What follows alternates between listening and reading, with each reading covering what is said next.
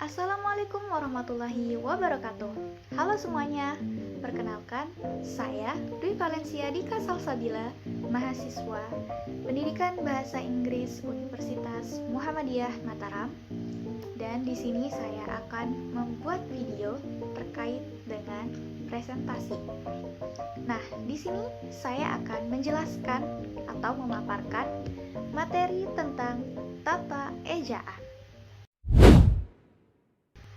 Eits, sebelum itu teman-teman harus tahu dulu nih bahwa bahasa Indonesia merupakan salah satu pilar utama dalam kehidupan berbangsa dan bernegara. Dalam bahasa Indonesia digunakan tata ejaan.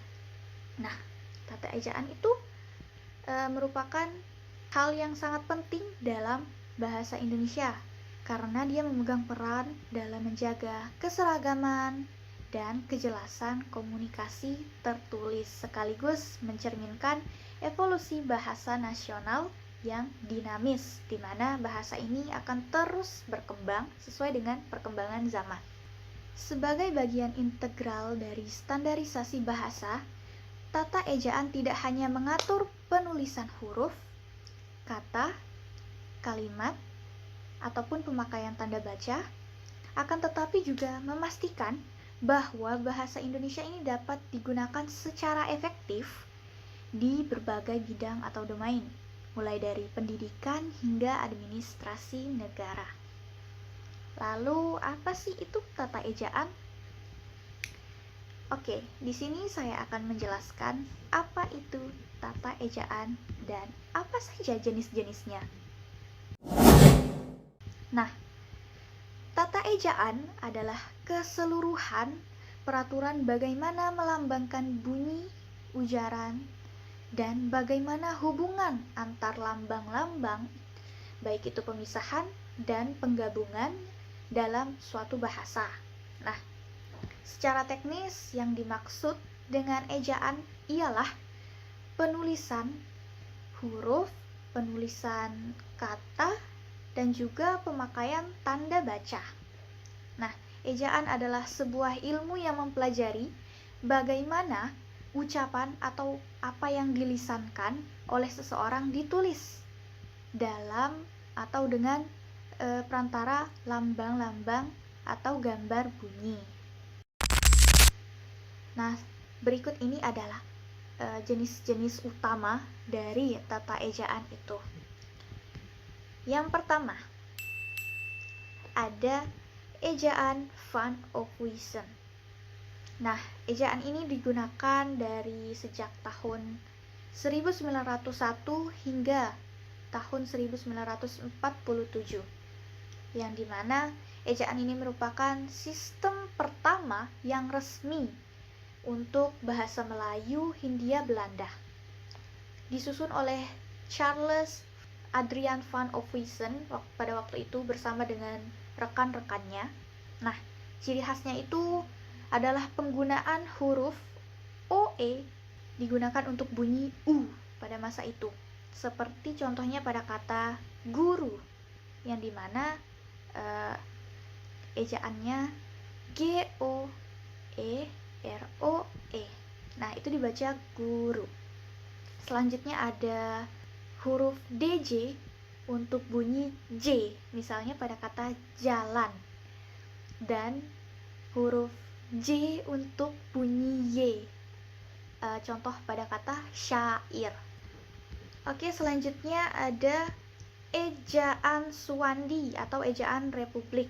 Nah, ejaan kedua ini digunakan pada tahun 1947 sampai dengan tahun 1956, yang ejaan ini diberlakukan pasca kemerdekaan untuk menggantikan pengaruh kolonialisme. Dinamai ejaan Suwandi karena dari Menteri Pendidikan Suwandi pada saat itu. Nah, ciri utamanya yaitu yang tadi huruf O dan E menjadi bunyi U secara utuh. Misalnya pada kata buku, yang dimana ejaan sebelumnya menggunakan OE, akan tetapi pada ejaan ini digunakan sesuai dengan lambang bunyinya.